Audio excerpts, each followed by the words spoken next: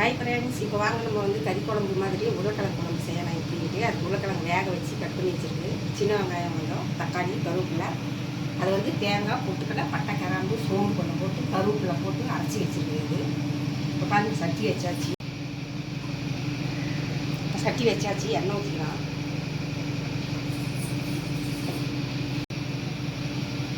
சீரகம் போட்டுக்கலாம். இப்போ சீரகம் பொரியுது. சீரகம் பொரிஞ்சதும் வெங்காயமும் கருவேப்பிலையும் போட்டுக்கலாம்.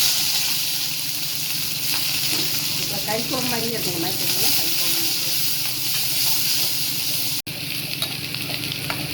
வெங்காயம் வதங்கிச்சு. இஞ்சி பூண்டு போட்டுக்கலாம்.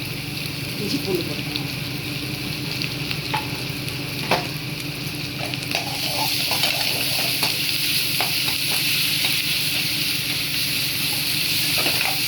இஞ்சி பூண்டு வதங்கணும். தக்காளி போட்டுக்கலாம். தக்காளி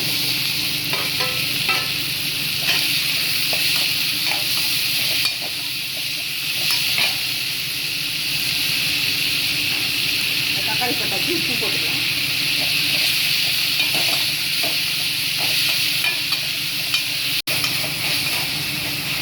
தக்காளி வெங்காயம் வதங்கிடுச்சு. வெங்காயம் தக்காளி எல்லாம் வதங்கிடுச்சு. கொஞ்சம் மஞ்சள் பொடி போட்டுக்கலாம்.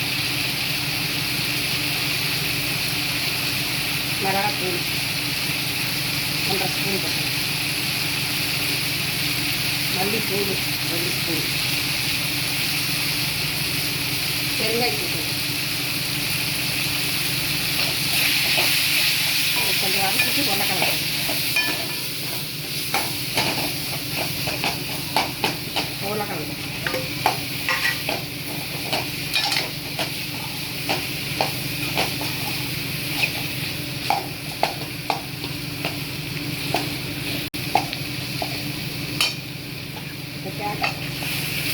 தேங்காய் ஊற்றிக்கலாம்.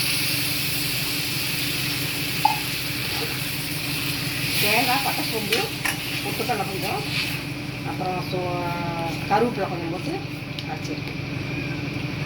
இன்னும் கொஞ்சம் தண்ணி. குழம்பு கறி குழம்பு மாதிரியே இருக்கும். அந்த மாதிரி செஞ்சு பாருங்க. கொதிச்சதுன்னா குழம்பு ரெடி ஆகிடும். கறி குழம்பு மாதிரியே இருக்கும். அந்த மாதிரி செஞ்சு பாருங்க. ஒரு 5 நிமிஷம் கொதிக்கட்டும். இப்போ பாருங்கள், உருளைக்கிழங்கு குழம்பு ரெடி ஆகிடுச்சு. பாருங்கள் எப்படி சூப்பராக வந்துருச்சு பாருங்கள். இது சுடு சாப்பாட்டில் ஊற்றி சாப்பிட்டா அவ்வளோ டேஸ்ட்டாக இருக்கும். இந்த மாதிரி நீங்களும் செஞ்சு பாருங்கள் எப்படி இருக்குதுன்னு. செஞ்சு பார்த்துட்டு எப்படி இருக்குதுன்னு லைக் பண்ணுங்கள், சப்ஸ்கிரைப் பண்ணுங்கள். வாங்க சாப்பிட்லாம். பாய்.